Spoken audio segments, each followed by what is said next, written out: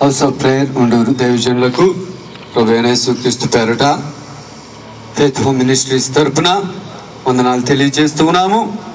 మరి సమయంలో మనమందరము కూడా సాక్ష్యం వినబోతున్నాము. మరి సహోదరుల యొక్క గొప్ప అద్భుతమైనటువంటి సాక్ష్యము. ఆయన మరి కొంతకాలముగా ఈ యొక్క తోరంగలోనే నివసిస్తూ ఉండేవారు. తర్వాత మరి ఈ యొక్క సమయంలో తిమ్మాపురంలో వారు ఉంటూ ఉన్నారు. గత దినాల్లో జరిగినటువంటి మీటింగ్స్ కూడా ఆయన వచ్చారు. మరి దినాన్ని ఆయన సాక్ష్యాన్ని పంచుకోబోతూ ఉన్నారు. మన మధ్యలో ఉన్నటువంటి సత్యనారాయణ రెడ్డి గారు ఆయన దయచేసి స్టేజ్ మీదకి రావాల్సిందిగా ప్రభు పేట మనం చేస్తున్నాను. మనం చప్పట్లు కొట్టి దేవుని యొక్క నామాన్ని కనపరుద్దాం.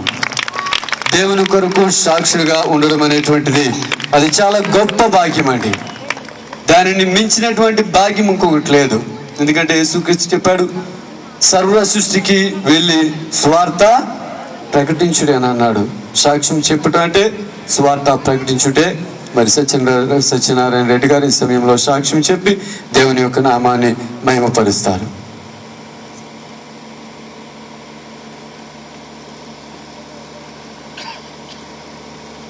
స్తోత్రం అండి. ఈ రక్షణ సువార్త సభలో ఏర్పాటు చేసిన ఫెయిత్ హోమ్ మినిస్ట్రీస్ అమ్మగారు రత్నకుమారి గారికి, సోదరులు మిషనర్ గారికి ప్రత్యేక వందనాలు దేవుని పేరటండి. ఎందుకంటే మొదటిసారిగా నేను సాక్ష్యంగా ఈ విధంగా బహిరంగ సాక్ష్యం ఇవ్వడానికి నేను సిద్ధపడటం ఇదే మొదటిసారి అండి. ఆయా రీతిగా మరి నన్ను ధైర్యపరిచి ప్రోత్సహించి మున్సుందర్ గారు నన్ను చక్కగా ప్రోత్సహించినందుకు ప్రత్యేకంగా వారికి ప్రభు పేరట వందనాలు తెలుస్తానండి. అదేవిధంగా వేదిక నిర్వహించిన గాయకులు దైవజనులకు వందనాలండి. వేదికను సమీపించిన దైవజనులకు వందనాలండి. మరి కూడి ఉన్న సంఘ బిడ్డలందరికీ ప్రభు పేరట శుభములు. మరి నా పేరు సత్యనారాయణ రెడ్డి. నేను బిక్కవోలు మండలం కొంకుదు గ్రామ వాస్తవంలోని మేము సభ్యుల వారి వంశంలో నేను సభ్యుల పెద్దరెడ్డి గారు మనవుడైన సభ్యుల ఆదారెడ్డి గారికి జ్యేష్ఠ పుత్రుడిని. మరి మేము ఆయా రీతిగా వ్యవసాయదార కుటుంబీకులం అయినా మరి మా అన్నగారు చదువుని బట్టి మేము దౌడేశ్వరంలో కాపురం ఉండేవారము. నా బాల్యకాలం అంతా నా యవ్వనము అంతా కూడా మేము దౌడేశ్వరంలో ఉండేవారం అండి. మరి మా వంశపరం ఆచార ప్రకారం చక్ర విగ్రహాల కుటుంబంలో మేము ఉంటుండేవారము. అయితే మరి మాకు యేసుప్రభు అంటే మాకు అసలు తెలియదండి. మేము అసలు ఎప్పుడూ వినలేదు కూడా ఈ దేవుని కోసం అండి. అటువంటి పరిస్థితుల్లో మేము ఆయా రీతిగా దౌడేశ్వరంలో ఉంటుండేవారు. మా పెద్ద మేనత్తగారు అయిన ఒక ఆమె అక్కడ ఉండేవారు. ఆమె వయసులో పెద్ద ఆమె కనుక ఆమె ఎక్కువగా పూజలు ఎక్కువ ఆమె చేసేవారు. ఇంచుమించుగా బ్రాహ్మణ ఆచారాలన్నీ ఆమె పాటించేవారు. ఆ ఆచారాలు మా వ్యవహారాలు ఆమె పాటిస్తుంటే వయసు రీత్యా ఆమె ఆమె అవటం వలన ఆమెకు సహకారిగా మా తల్లిదండ్రులు నన్ను ఆమె కూడా పంపేవారండి. ఆ యొక్క గుడి గోపురాల చుట్టూ ఆమె తిరుగుతుంటే ఆమెకి దృష్టి మాంద్యంతో ఇబ్బంది పడుతుందేమో అని చెప్పి నన్ను పంపడం జరిగేది. ఆ రీతిగా నేను బాల్యకాలంలో అంటే ఇంచుమించుగా 5 సంవత్సరాల వయసులోనే ఆమె కూడా వెళ్ళటం జరిగేది. అక్కడ దౌడేశ్వరంలో గల రామపాదాల రేవు అని చెప్పి ఒక గోదావరి రేవు ఉండేది. ఆ రేవులో మేము పుణ్యస్నానం ఆచరించి ఆ పక్కనే గల అగస్తాశ్వర్య ఈశ్వరుని ఆలయం ఉండేదండి. ఆ ఆలయంలో మేము అభిషేకాలు చేయించుకుని ఆ పక్కనే గల లక్ష్మీ జనార్దన స్వామి గుడిలో మరి మేము పూజలు అధికారులు చేసుకుంటాం జరిగేది. అలాగా ఇంచుమించుగా ప్రతి పర్వదినాన్న ప్రతి పండగ రోజున కూడా ఆమెకు సహకారంగా నేను వెళ్ళటం చిన్న వయసులోనే మరి కూడా నేను తిరగడం జరిగేదండి. అటువంటి పరిస్థితుల్లో కొంతకాలానికి ముందు నాకు తెలియకుండా ఆయా భక్తి చేసేవాడిని. కొంతకాలానికి అది అలవాటు అయిపోయింది. ఆ ఆచారంగా ఇంకా నాకు ఎవరు చెప్పినా చెప్పకపోయినా ఆ రోజుల్లో వాళ్ళ ఇంటికి వెళ్ళటం, ఆమెతో నేను ఆయా గుళ్ళ చుట్టూ వెళ్ళటం జరిగేది. తదుపరి వయసు కొంచెం పెద్ద అయిన తర్వాత మా ఊర్లోనే గల సాయిబాబా గుడికి కూడా వెళ్ళి అక్కడ ఆ స్వామిని కూడా ఆరాధించడం జరిగేది. ఇలా రెగ్యులర్గా నేను ఆ గుళ్ళ చుట్టూ తిరుగుతుంటా కొంతకాలానికి ఆ గుడి ఒక పూజాలతో చక్కని పరిచయం ఏర్పడి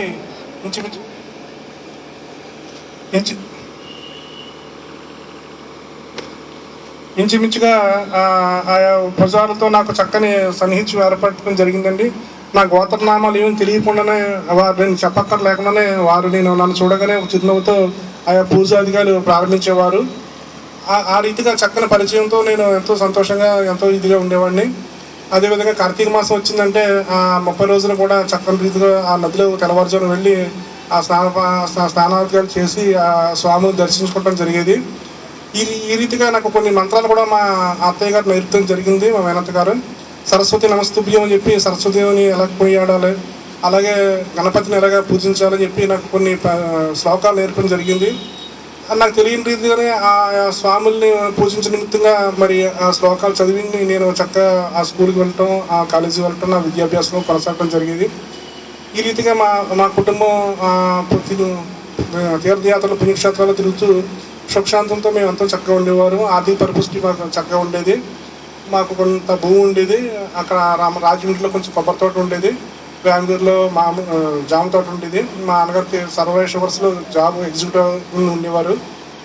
ఈ రీతిగా నాకు ఇంచుమించుగా 18 సంవత్సరాలు వచ్చినాయి. నేను డిప్లొమా చదివానండి పొలిటికల్. అది పోడూరులో చదివాను, పశ్చిమ గోదావరి జిల్లా. ఆ పక్కనే గల కవిటం అనే గ్రామంలో నేను అక్కడ రూమ్ తీసుకుని ఉండటం జరిగింది. ఆ కవిటం గోదావరి కాలంలో స్నానం చేసి అక్కడ కూడా నేను ఆ కవిటం వందిన పక్కన ఒక టెంపుల్ ఉండేది. ఆ టెంపుల్కి వెళ్ళి అక్కడ కూడా ఆ స్వామిని దర్శించేవాడిని. ఈ రీతిగా నాకు తెలిసిన భక్తి అదే కనుక నేను ఆ రీతిగా ముందుకు సాగడం జరిగింది. ఇంచుమించుగా నా బాల్యకాలంలో నా ఫ్రెండ్స్ అందరూ కూడా బ్రాహ్మణ పిల్లలనండి. నేను ఈ క్రైస్తవులతో అసలు ఫ్రెండ్షిప్ చేసేవాడిని కాదు. ఎందుకో ఒక తెలియని భావం అండి. మరి ఆ తర్వాత అయితే ఇప్పుడు నేను దేవుని తెలుసుకున్న తర్వాత ఇది మతం కాదు మార్గం అని చెప్పి నేను ఎంతగానో ఈ సమాజాన్ని ప్రేమించడం జరుగుతుంది. మరి ఆ రోజుల్లో నేను ఆ బ్రాహ్మణ పిల్లలతో సహవాసం చేస్తూ ఇంచుమించుగా నేను రెడ్ల అబ్బాయిలాగా ఉండేవాడిని కాదు. ఇంచుమించుగా బ్రాహ్మణులాగా ఉండేవాడిని. ఎందుకంటే ఇక్కడ ఒక బొట్టు పెట్టుకునేవాడిని, గుడ్ల మీద నుదుటి మీద ఒక బొట్టు ఉండేది, నోట్లో వీపు తీసుకునేవాడిని.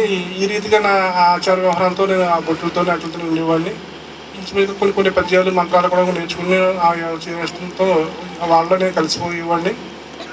ఆ రీతిగా మేము భక్తి సాగిస్తున్న కాలంలో మా నాన్నగారు ఉద్యోగరీత్యా పెనుగొండ అనే గ్రామంలో పశ్చిమ గోదావరి జిల్లాలో ఒక సిద్ధాంతి గారు ఉన్నారండి. ఆయన పేరు ఐడియా తమలపాకు సిద్ధాంతి అంటే ఈ పరిసిద్ధాంతి అందరికీ కూడా మరి గొప్ప ఆయన సుపరిచితులే.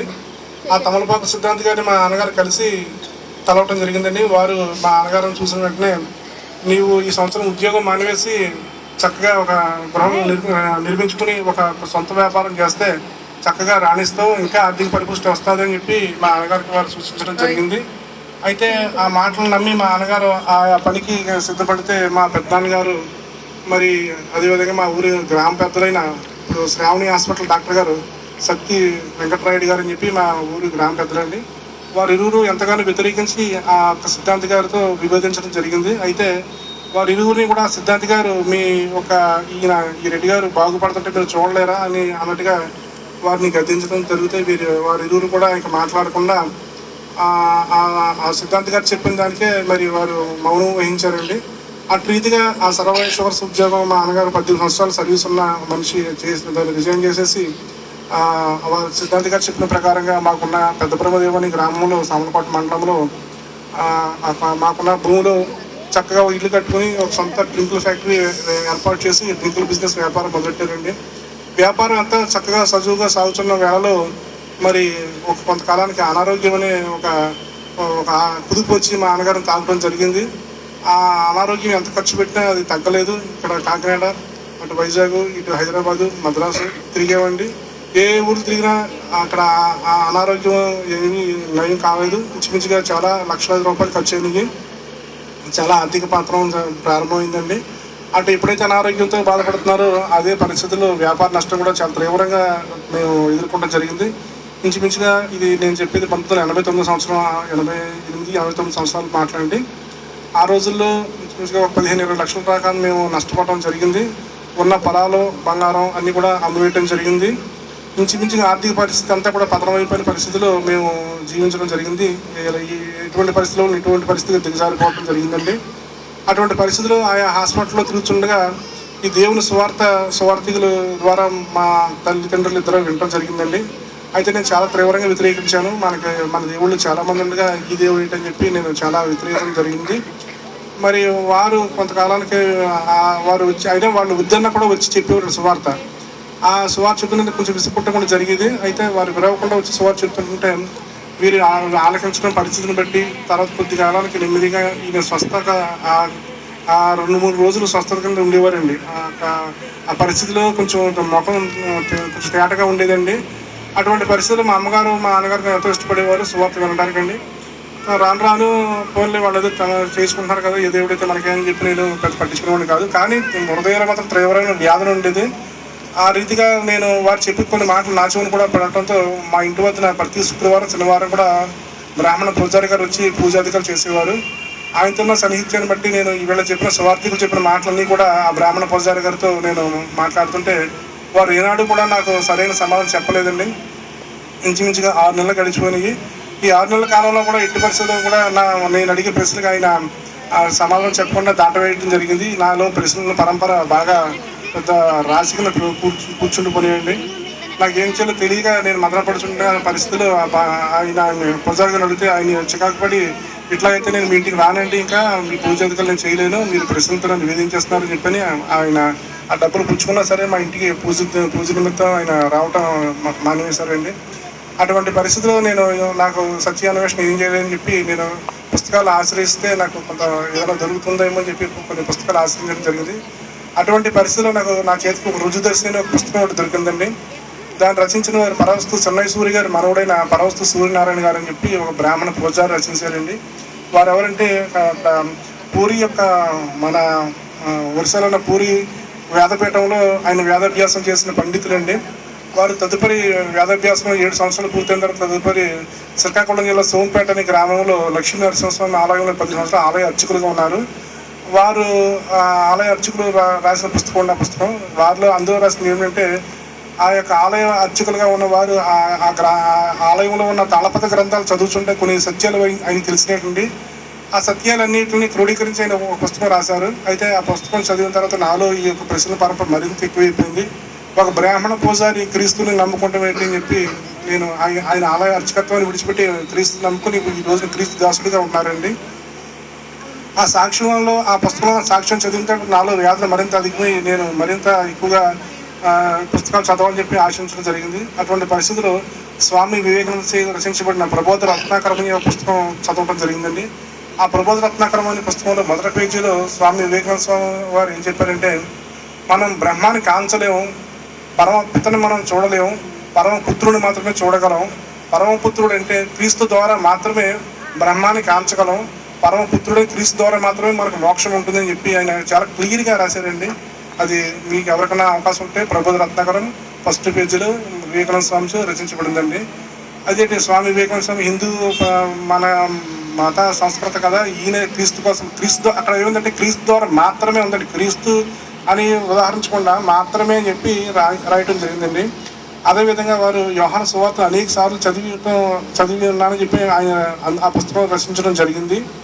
ఈ రీతిగా మరొక పుస్తకం భారతదేశం అని చెప్పి స్వామి వివేకానంద స్వామి రచించబడిన పుస్తకంలో క్రీస్తు పరిచారకులు భారతదేశానికి విరివిగా రావాలి, వారు మా గ్రామాల్లో విరివిగా పర్యటించి మా గ్రామస్తులకు సువార్త విరివిగా అందించాలి అని ఆయన ఒక పిలుపు ఇచ్చారండి. ఆయన బోస్టన్ సందర్శించినప్పుడు అక్కడ ఆయా ప్రజలకు పిలుపునిచ్చారు, అంటే వాళ్ళందరికీ ఆహ్వానించారు మాట ఇండియా రమ్మని. ఒక హిందూ ఒక తత్వవేత్త అయిన ఆయన మరి క్రైస్తవ సేవకులకు పిలుపునివ్వటం అనేది నేను కొంచెం ఆశ్చర్యానికి గురి అయిందండి.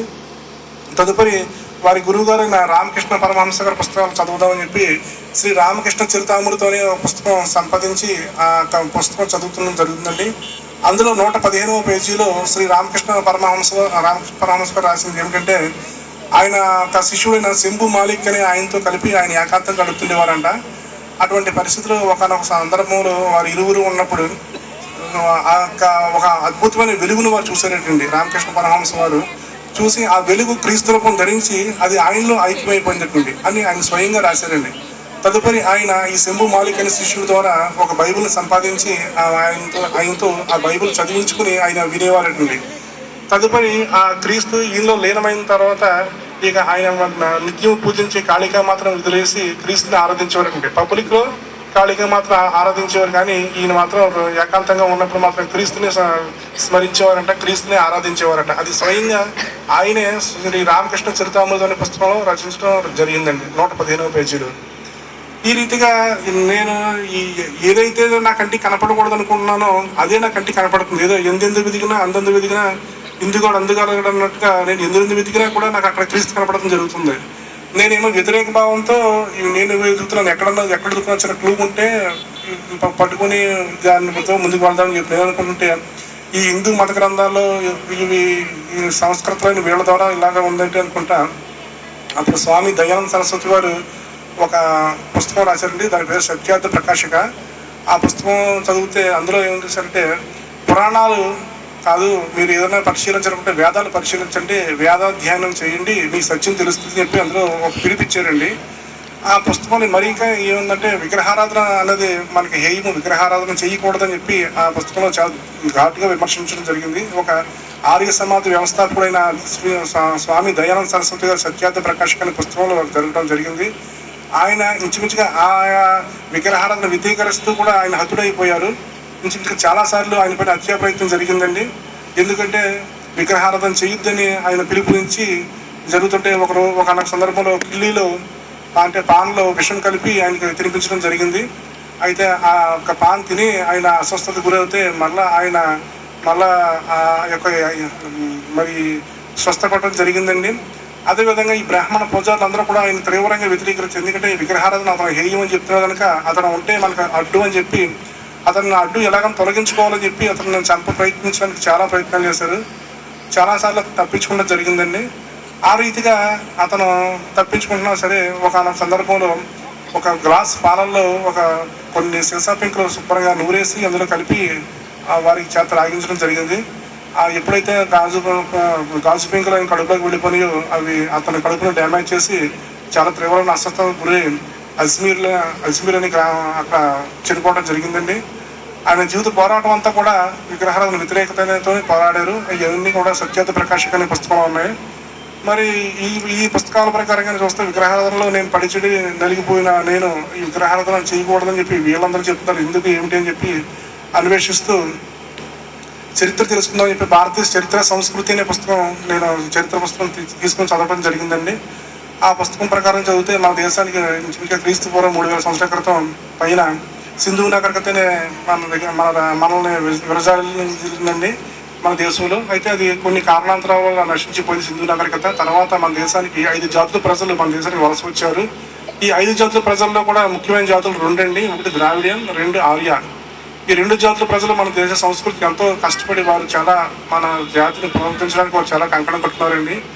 ఈ అనార్య జాతులన్నీ ఈ ద్రావిడ జాతి ద్వారానే మనకి విగ్రహారాధన పరిచయం చెప్పి చరిత్ర చెప్తుందండి. వీరు మధ్య ఆసియా నుండి మన దేశానికి బెలూచిస్తాన్ ద్వారా మన దేశానికి వలస వచ్చి దక్షిణాది రాష్ట్రాలైన తమిళనాడు, మహారాష్ట్ర, కర్ణాటక, ఆంధ్ర, ఈ యొక్క పరిసర ప్రాంతాల్లో వారు నివాసం ఏర్పరచుకున్నారు. వారు ఆ కాలంలో లింగారాధన, విగ్రహారాధన చేసేవారటండి. అంటే అక్కడ నుంచి మన దేశంలో ఆరాధన అంటే సర్పాన్ని పూజించడం ఇవన్నీ కూడా ఆ యొక్క ద్రావిడం ద్వారా మన దేశానికి నేర్చుకున్నామండి.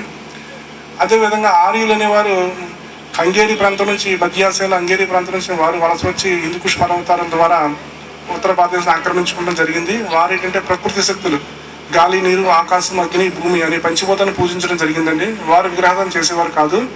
కానీ ఈ యొక్క అనార్య ఒక సంస్కృతుల మూలంగా పుట్టిందే హిందూ నాగరికత అని చెప్పి శ్రీ రవీంద్రనాథ్ ఠాగూర్ గారు వారి పుస్తకంలో రచించడం జరిగింది.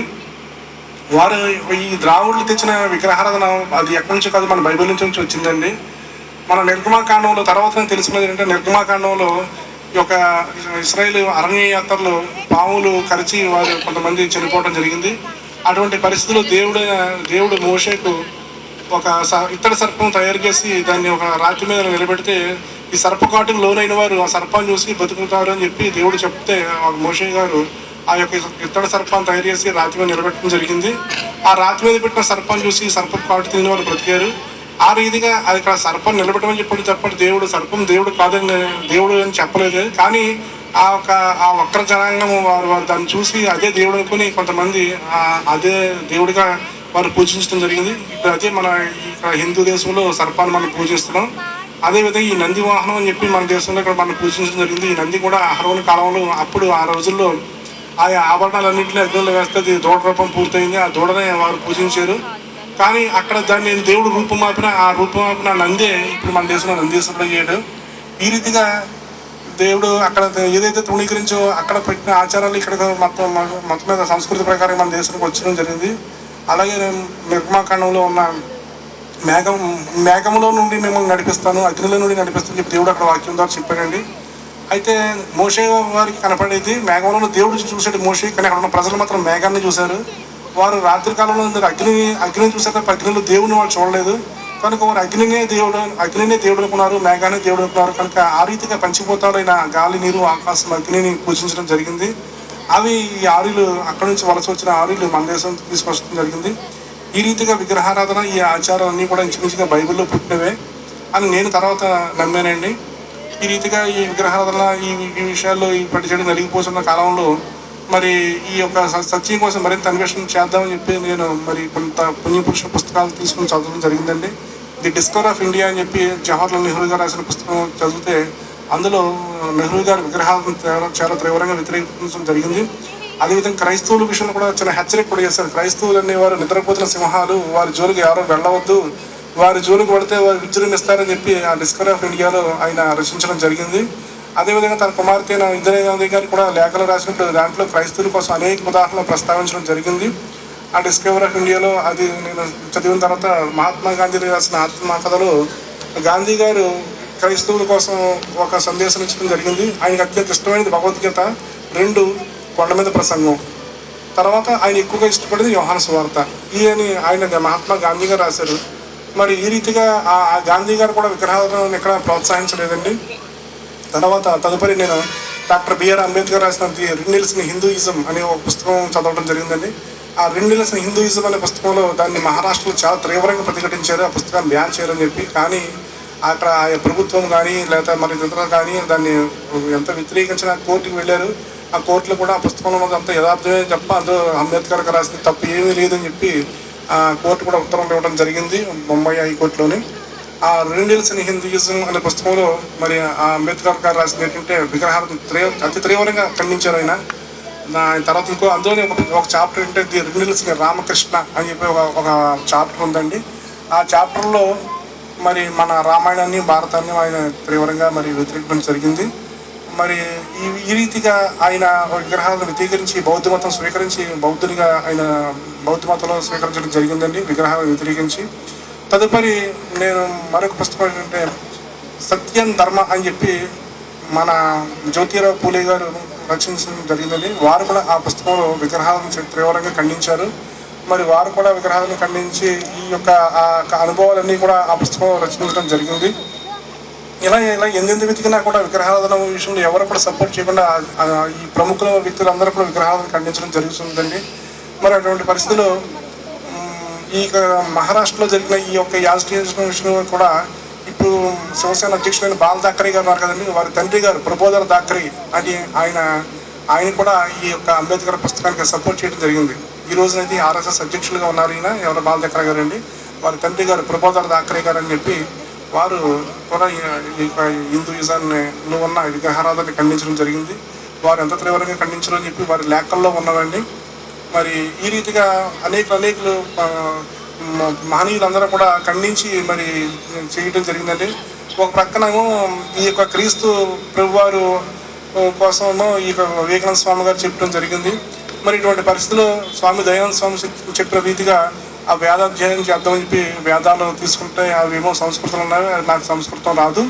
ఇటువంటి పరిస్థితుల్లో దాసరి రంగాచారి గారు, నెక్స్ట్ మడి కృష్ణారెడ్డి గారు వీరిరువురు కలిసి ఈ వేదాలని ఆంధ్రీకరించారని తెలుగులో రచించడం జరిగింది. అయితే పూర్తి వేదాలు నాకు దొరకలేదు, కానీ అందులో కొన్ని ఉపనిషత్తులు, కొన్ని ఈ యొక్క వేదాధ్యాయాలను దొరికినవండి. వాటి సారాంశం ప్రకారం నేను ఆ వేదాలు పఠించడం జరిగింది.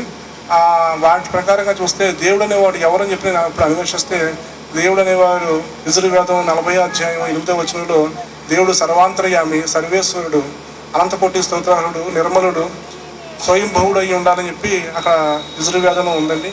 మరి ఒక చోట అధర్ణ వేదంలో దేవుడు అనేవాడు జనన మరణములు లేనివాడు, ఆది అంతం లేనివాడు, కామ క్రోధ లోభ మోహ మద మత్సరం అంటే అరిషద్వర్గం లేనివాడు దేవుడు అని చెప్పి అక్కడ అధర్ణ వేదంలో 6వ అధ్యాయంలో రాయటం జరిగిందండి. మరి నేను పూజించే దేవుళ్ళని ఒక స్కేల్గా చూసుకున్నానండి. ఈ యజుర్వేదం 40 అధ్యాయంలో ఉన్న లక్షణాలు, నెక్స్ట్ అధర్ణ వేదం 6వ అధ్యాయం లక్షణాలు ఒక స్కేల్గా తీసుకుని నేను పూజించే దేవుళ్ళు ఈ స్కేల్కి పొగుతారా అని చెప్పి నేను అనుకుంటే నేను పూజించిన దేవుడు ఎవరు కూడా మరి నా ఉద్దేశ ప్రకారంగా ఆ స్కేల్కి రాలేదండి. అయితే మరి ఎవరు ఈ యొక్క దేవుడు ఎవరు, ఈయన చెప్పినట్లుగా అనంతకోటి స్తోత్రుడు ఎవరు, స్వయంభూడు ఎవరు, కామ క్రోధ లోప మోద మదమత్సరం జయించిన వాడు ఎవరు, సర్వజీవులను పరివేష్టించేవాడు ఎవరు అని చెప్పి అన్వేషిస్తూ ఉంటే అక్కడే ఒక యజ్ఞవల్క మహర్షి గారు, ఇక్కడ మనకి తోరగల గుడి కూడా ఉంది ఆయనకి. ఆ యజ్ఞవల్క మహర్షి గారు ఆ వేద ధ్యానంలోనే బృహదరాన్ని ఉపనిషత్తులో రాయటం జరిగింది. ఆయన రాశారంటే అసతోమ జ్యోతిర్గమయ, తమసోమ సద్గమయ, మృత్యున్మ అమృతంగమయ్య అని చెప్పి ఒక శ్లోకం రాశారు. అంటే మమ్మల్ని, ఓ ప్రభువా, మమ్మల్ని అసత్యంలో నుండి సత్యంలోనికి, చీకట్లో నుండి జీవంలోనికి, మృత్యువుల నుండి జీవంలోనికి నడిపించేవారు దేవా అని చెప్పి అక్కడ ప్రార్థన చేయడం జరిగిందండి. ఈ ప్రార్థనలు ఎన్నింటిలో కూడా ఎక్కడ కూడా ఏ స్వామి నామం కానీ లేకపోతే ఏ దేవత పేరు కానీ ఉచ్చరించడం జరగలేదు. అక్కడ ఏంటంటే ఒక రూపాన్ని మాత్రం ఏమీ లేకుండా పూజించడం జరిగిందండి. అదేవిధంగా ఋగ్వేదము 10వ మండలము 90వ దాంట్లో పురుష వేదం అని ఉంటుందండి. అందులో ఇంచుమించుగా 16 మంత్రాలు ఉంటాయండి. 16 మంత్రాల్లో కూడా దేవుని యొక్క గుణగణాలు అందులో వారు రచించడం జరిగింది. ఆ 16 మంత్రాలు కూడా 7, 8, 9 మంత్రాల్లో కూడా ఒక ఈ దేవుడు అనేవాడు ఎలా ఉండాలి, పురుషుడు, ఆ పురుషుడైన దేవుడు ఎవరు, ఈ యొక్క ఈ భూత మానవ కోటి కోసం ఈ విధంగా ఆయన త్యాగం చేయాలి, ఆ త్యాగం ద్వారా ఎట్లా రక్షించబడాలని చెప్పి వారు రాయడం జరిగింది. అందులో ఎవరు రాశారంటే దేవుడు అనేవాడు పురుష రూపంలో ఈ భూమి మీద జన్మించి ఆయన ఒక యజ్ఞం చేసి ఆ యజ్ఞం ద్వారా ఈ యొక్క ప్రజలు రక్షించాలని చెప్పి ఆ పురుష సూక్తం అనే దాంట్లో రాయడం జరిగిందండి. తదుపరి భగవద్గీత 3వ అధ్యాయంలో కూడా ఈ యొక్క లోకం రక్షించబడాలంటే యజ్ఞమే తరుణోపాయం, యజ్ఞం ద్వారానే ఈ లోకం రక్షించబడుతుందని చెప్పి మరి భగవద్గీత 3వ అధ్యాయంలో కూడా ఉందండి. మరి ఇటువంటి యజ్ఞం అంటే ఏమిటి అని చెప్పి ఆలోచిస్తే మన దేశంలో అప్పటికే యజ్ఞ యాగాలు చేసేవారు. రాజకీయ యాగం, అశ్వమేధ యాగం, ఇట్లా యాగాలు చేసేవారు. మన యాగాలన్నింటిలో కూడా ఈ యజ్ఞం ఎక్కడ కనపడలేదండి. అయితే మరి ఏ యజ్ఞం చేస్తే ఈ యొక్క రక్షణ మానవాళి రక్షణ అనుకుంటుంటే తర్వాత మళ్ళీ మైత్రోపనిషత్తులో ప్రజాపతి మన మధ్య ఒక నరవతారే పుట్టి ఆ ప్రజాపతి మన కొరకు రక్తం చిందించి ఆ రక్తం ద్వారా మనల్ని కడిగి పవిత్రం చెయ్యాలని చెప్పి ఒక వేదంలో రాయటం జరిగిందండి. అదేవిధంగా మరొక చోట సామవేదంలో ఉందంటే సర్వపాప పరిహారం రక్త ప్రోక్షణం అవశ్యం, తద్రత్నం పుణ్యదానం బలియాగం అని చెప్పి మరి సామవేదం ఉందండి. అంటే సర్వ మానవాళి పాపం కొరకు రక్తం చిందించబడాలి. అది కోడిలేక రక్తము, మేకలేక రక్తం కాదు. ఒక పుణ్యపురుషుడు మన మధ్య ఉద్భవించి ఆయన ఒక రక్తం చిందించినే కానీ మనకి మోక్షం లేదని చెప్పి సామవేదం ఉందండి. ఈ రీతిగా చూస్తే యజ్ఞ పశువు ఎవరు అని చెప్పి ఆలోచిస్తూ ఉంటే ఇక్కడ సామవేదంలో మరొక తాండీయ మహాబ్రాహ్మణంలోని ఐతేరియ బ్రాహ్మణంలోని దాని యొక్క క్లియర్గా ఉందండి. దాని పేరు ఏంటంటే అజామేధ యాగము. అంటే మేక అనే దాన్ని తీసుకొచ్చి యాగం చెయ్యాలని చెప్పి అక్కడ ఆ బ్రాహ్మణంలో రాసి ఉందండి. ఒక మచ్చలైన మేక తీసుకురావాలి, దాని తలకు ముళ్ళకంప చుట్టాలి, దాని మీద విలువైన వస్త్రాలు వేయాలి, 4 ఋత్వికులు మంత్రాలు చదువుతుండగా ఆ మేకను ఒక రానుపై 3 మేకలతో తిరగకొట్టి ఆ మేక పక్క టెంకులలో ఒకటైనా విరగకుండా బల్లెంతో గాయం చేసి ఆ యొక్క మేకలో ఉన్న రక్తం అంతా ఓడ్చి అది స్పృహ తప్పిపోయినప్పుడు సోమరసం దానికి పట్టించి ఆ మేకను చనిపోయిన తర్వాత ఈ 4 ఋత్వికులు మంత్రోచ్చాటన చేసి ఆ మేకను తిరిగి ప్రాణప్రతిష్ఠ చేయాలని చెప్పి ఒక యజ్ఞం అక్కడ రాసి ఉందండి. ఆ తర్వాత యజ్ఞం అయిన తర్వాత ఆ మేక యొక్క వస్త్రాలు 4 ఋత్వికులు, అంటే ఆ యజ్ఞం చేసిన వారిని ఋత్వికులు అంటారు, ఆ 4 ఋత్వికులు కూడా ఆ యజ్ఞం చేసిన వస్త్రాలు పంచుకోవాలని చెప్పి ఉందండి. అటువంటి యాగం ఎప్పటికన్నా ఇండియాలో జరిగిందని ఆలోచిస్తే చరిత్రలో ఎక్కడ కూడా ఇటువంటి యాగం జరిగినట్టుగా మరి అక్కడ నిరూపణ కాలేదండి. అటువంటి యాగానికి ప్రతిరూపంగా మాత్రం క్రీస్తు ప్రభు వారు మరి సిలువ మీద బలియాగం జరిగినట్టుగా నేను తదుపరి బైబిల్లో చదవడం జరిగిందండి. ఇంచుమించుగా అక్కడ అజామేధ యాగం ఎట్లాగైతే జరిగిందో దానికి సాదృశ్యంగా క్రీస్తు ప్రభు వారు ఈ యొక్క సిలువ బలియాగం జరిగిందండి. మరి ఈ రీతిగా అప్పుడు నాకు ఇంకా బైబిల్ తెలియదండి. నేను చదువుకుంటూనే పరంపరలో ఉన్నాను. ఏంటి బైబిల్ అన్నది లాస్ట్కు చదివానండి. ఈ రీతిగా ఈ యజ్ఞం కోసం నేను ఆలోచిస్తుంటుంటే అనేక ఋషులు ప్రవచనాలు చూడాలని చెప్పి నేను ప్రాచీన మన గ్రంథాలను ఇంకా తిరిగేస్తుంటుంటే కన్యకి గర్భాన్ని ఒక పుత్రుడు జన్మించి ఆ ఒక పుత్రుడు ద్వారా మాత్రమే మన మానవాళికి రక్షణ ఉంటుందని చెప్పి ఒక చోట ఒక ప్రవచనం ఉందండి. అదేవిధంగా మరొక ప్రవచనంలో కన్యక గర్భాన్ని పుత్రుడు జన్మించి ఆ పుత్రుడు పశుశాలలో ఉండాలని చెప్పి మరొక చోట ప్రవచనం ఉందండి. మరొక చోట ఏంటంటే ఆత్మే పుత్రుడే జన్మించాలి, ఆ ఆత్మ ద్వారానే మనిషికి రక్షణ అని చెప్పి మరి మరొక చోట ఉందండి. మరొక చోట యువకుడైన కుమారుడిని స్తుతించు, ఆయన ద్వారానే నీకు రక్షణ ఉంటుంది అని చెప్పి మరొక అదన వేదం ఉందండి. ఒక పుత్రుడు అని చెప్పి ఎవరి పుత్రుడు అని చెప్పి అనుకున్నాను. సాధారణంగా మన అందరూ కూడా పునర్మార్గం తప్పించేవాడు పుత్రుడు అని చెప్పి అందరికీ ఒక తెలుసండి. కొడుకులు కన్నా వాళ్ళ దగ్గర ఆ మాట అంటారా, నరకం తప్పించేవాడు పుత్రుడు అంటారు. కానీ మన పుత్రుడు కాదు, అక్కడ దేవుని పుత్రుడు అని చెప్పి నేను తర్వాత ఆ వేదాల్లో చదవటం వల్ల నేను తెలుసుకోవడం జరిగిందండి. ఈ రీతిగా ఆ పుత్రుడు పురుష రూపంలో జన్మించి ఆ పురుష రూపంలో జన్మించిన ఆ పుత్రుడు మన కొరకు సిలువ యుద్ధం చేసి సిలువ కాల్చి రక్తం ద్వారా మనందరికి రక్షణ ఉందని చెప్పి నేను ఆయా రీతిగా చదువుకోవడం జరిగిందండి. తర్వాత తదుపరి మరలా నేను కొన్ని ప్రపంచ ప్రవక్తల పుస్తకాలు చదవడం జరిగింది. అదేంటంటే జెండ్ వ్యవస్థ అని చెప్పి ఒక బుక్ ఉందండి, దాన్ని దురాస్తం రచించారు. పాలస్తీనాలో పుణ్య పురుషుడు పుడతాడని చెప్పి ఆయన ప్రవచనించి ఆ పుస్తకం రాయడం జరిగిందండి. నెక్స్ట్ అవతరించబోవాడు కన్యక గర్భాన్ని పుడతాడని చెప్పి మరొక తత్వవేత్త రాశారండి. అదేవిధంగా గ్రీకు తత్వవేత్త ప్లూటో రాసింది ఏంటంటే వారు కూడా అవతరించబోవాడు భూమధ్యపురంలో పుట్టగానే అక్కడ ఆకాశంలో అద్భుతాలు జరిగి నక్షత్రాలు మెరుస్తాయని చెప్పి ఆయన రాశారండి. ఇట్లా ఎన్నెన్నో ఆయా రీతిగా ప్రవచనాలన్నీ మరి నెరవేర్చడం జరుగుతుంది. చివరిగా గౌతమ బుద్ధుడి వారు దిగా నీక్య అనే ఒక పుస్తకంలో ఏం రాశారంటే, ఆయన చనిపోయే ముందు గౌతమ బుద్ధుడి శిష్యులందరూ వెళ్ళి మీరు నిర్యాణం పొందుతున్నారు కదా స్వామి, మాకు చివరిసారిగా ఏదైనా ఉపదేశం చెప్పండి అని అడుగుతారండి. అడిగితే అక్కడ గౌతమ బుద్ధుల వారు ఆ శిష్యులకి నేటికి సరిగ్గా 500 సంవత్సరాల తరువాత మెతయ్య అనే ఒక పుణ్యపురుషుడు భూమధ్యపురంలో పుడతాడు, తద్వారా మీ అందరికీ రక్షణ ఆయన ద్వారా వస్తుందని చెప్పి ఆయన మహాసమాధికి వెళ్ళడం జరిగింది. సరిగ్గా కాలగమనం చూస్తే గౌతమ బుద్ధుల వారు సమాధికి యేసుప్రభు వారు పుట్టుకకు కరెక్ట్గా 500 సంవత్సరాల డిఫరెన్స్ అండి. అది క్రీస్తు పూర్వం 487 అండి. నెక్స్ట్ క్రీస్తు పూర్వం వారు పుట్టింది మొదటి శతాబ్దం అండి. ఆ రీతిగా 500 సంవత్సరాలు గడిచిన తర్వాత మన గౌతమ బుద్ధుల వారు ప్రవచించిన రీతిగా భూమధ్యపురంలో మరి క్రీస్తు ప్రభు వారు ఆయన మెతయ్య అని చెప్పి రాశారు. కానీ మన బైబిల్లో మెస్సయ్య అని ఉంటుందండి. అంటే మరి ప్రొనౌన్సియేషన్ రాంగ్ అంటే నాకు తెలియదు. ఆ దిగానికి అనే పుస్తకంలో మాత్రం మెతయ్య అని ఉందండి. ఆ రీతిగా మరి అక్కడ ప్రవచనం నెరవేరేట్టు చూడటం జరిగింది. తదుపరి నాకు ఒక ముస్లిం మిత్రుడు ఒక అతను ఆదర్శ మూర్తి అని చెప్పి ఒక బుక్ ఇవ్వటం జరిగిందండి.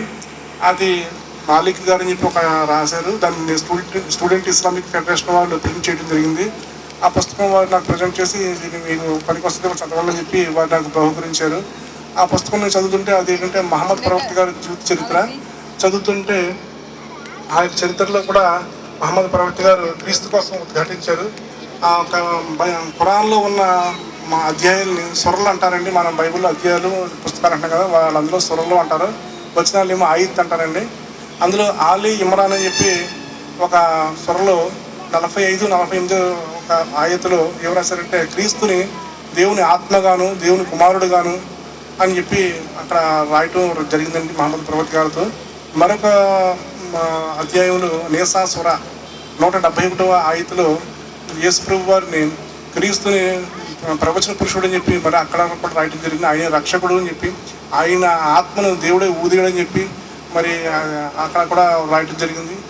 తర్వాత తదుపరి నేను ఈ ఖురాన్ కూడా దేవుడు ఉన్నాడని చెప్పి అది యేసు ప్రభు వారు ఖురాన్లో కూడా ఉన్నారా ఇది కూడా పరిశీలించాలని చెప్పి ఖురాన్ కోసం నేను వెతికినప్పుడు తెలుగు ఖురాన్ దొరికిందండి. ఆ తెలుగు ఖురాన్లో ఇంచుమించుగా కనీసం నా కంటికి అయితే ఒక 100 సార్లు పైగానే యేసు ప్రభు వారి కోసం కనబడటం జరిగిందండి. అనేక అధ్యాయాల్లో అనేక వచనాల్లో ఇంచుమించుగా మొదటి నుండి కూడా యేసు ప్రభు వారి కోసం ఖురాన్లో ప్రవచించడం జరిగిందండి. మరి రీతిగా అనేక ప్రవచనాల ప్రకారంగా యేసు ప్రభు వారు ప్రవచన పురుషుడిగా ఉండి మరి సఖ పురుషుడై ఉండి ఈ సఖాన్ని విభజించి మరి మన మధ్య రక్షకుడిగా వచ్చి రావడం జరిగింది. తర్వాత తదుపరి నేను ఆలోచించానండి, ఈ రక్తం చిందించిన వారు ఎవరు, ఈ యజ్ఞ పురుషుడు ఎవరు అని ఆలోచిస్తే నా ఆలోచన తట్టింది ఏంటంటే ఈ యేసు ప్రభు వారు మన రక్షకుడుగా మన మధ్య ఉన్నారు, మన సంధానకర్తగా ఉన్నారు అని చెప్పి నేను గమనించి అప్పుడు నేను యేసును తెలుసుకోవడం జరిగింది. నా పాపాలన్నీ ఒప్పుకొని నేను వారి మధ్య ఆ యొక్క గొప్ప రక్షణ అనుభూతిని పొందానండి. నేను చేసిన విగ్రహాలంతా వ్యర్థమని నేను తలంచి వాటన్నీ విడిచిపెట్టి నేను ఈ రోజున దేవుని యొక్క రక్షణ కొనసాగడం జరుగుతున్నది. నేను తెలుసుకునే ఈ సత్యాన్ని కూడా మీరు అందరూ తెలుసుకుని మీరు కూడా మీ యొక్క ఈ అంధకార బంధక శక్తుల నుంచి విడుదల పొంది గొప్ప రక్షణ పొంది మరి పరలోక మార్గం సుగమనం చేసుకుంటారని ఇప్పుడు నేను ఆశిస్తున్నానండి. ఈ దేవునిలో రక్షణతో పాటు అనేక అంశాలు ఉన్నాయండి. చక్కని మరి ఆరోగ్యం ఉంటుంది, చక్కని ఆనందం ఉంటుంది, మరి ఆత్మరక్షణతో పాటు అనేక నేను పొందుకుంటాం జరిగిందండి. నాకు ఇద్దరు అబ్బాయిలు కూడా నేను గవర్నమెంట్ హై స్కూల్లో చదివించడం జరిగిందండి. వారి ఇరువురిని కూడా మరి హై స్కూల్లో వారు చదువుతున్నప్పుడు 2011 సంవత్సరంలో మా పెద్ద అబ్బాయి కాకినాడ రూరల్ మండలంలో ఫస్ట్ సంపాదించి సెకండ్ ర్యాంక్ సంపాదించి భాషా త్రిపురేటిలో చదువుతున్నాడండి. రెండో అబ్బాయి 2013లో ఈ రూరల్ మండలంలో మొదటి ర్యాంక్ సంపాదించి వాడు కూడా భాషా త్రిపురేటిలో చదవడం జరిగింది. అటు రీతిగా మా కుటుంబం ఎంతో సంతోషంతో ఆనందంతో నెమ్మదితో ఉన్నామండి. మరి నేను పొందుకున్న రక్షణ మీరు కూడా పొందుకోవాలని నేను రుచి చూసుకున్న దేవుడు మీరు కూడా రుచి చూసి ఆయన ఎరిగి మీరు మీ యొక్క జీవితాల్లో మరి చక్కని ఆత్మీయ అభివృద్ధి పొందాలని ఆశిస్తూ నా సాక్ష్యం మరి దేవుడు ఫలించడానికి ప్రార్థించుకున్నాను.